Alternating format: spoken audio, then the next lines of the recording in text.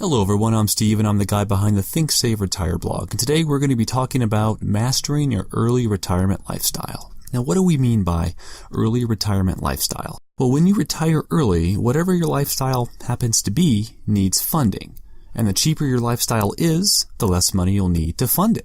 And the less cash we need on hand, the earlier we can retire. So ultimately, the ability to retire early comes down to two very simple principles. Reduce your expenses and maximize your savings. What are your expenses?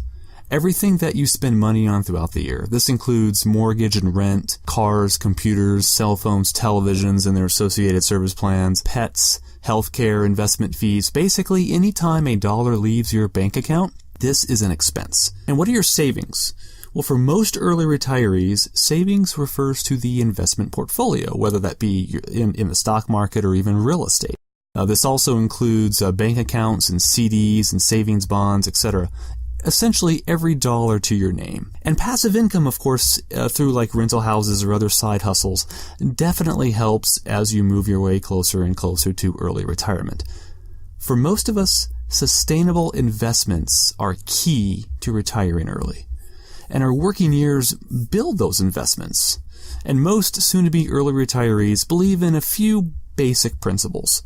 First, save considerably more than you spend.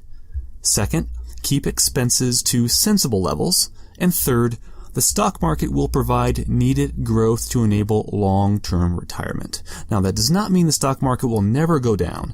Of course it does, but over the long term, the stock market has historically provided some pretty significant capital gains to investors. And the essential part of growing sustainable investments is essentially saving money. Every dollar saved helps build a solid foundation on which growth can and usually will occur. Certainly, the stock market cannot build something out of nothing, meaning if your investment portfolio is blank, there will be no foundation in which to support growth. So how much money do we need to retire? This is the important question.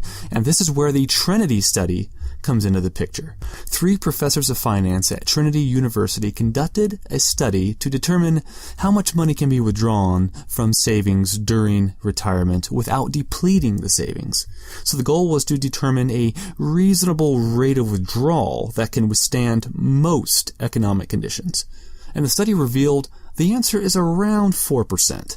So this means that according to the study, 4% of your investment portfolio can be withdrawn and spent every year with a high likelihood of never running out of cash. Of course, there are no guarantees, but this means that $40,000 a year, for example, can be safely withdrawn from a $1 million investment portfolio with a reasonable chance of never running out of money due to reasonable stock market growth expectations. Thus, using this simplified example, our lifestyle must not exceed $40,000 per year in expenses if you had a $1 million portfolio.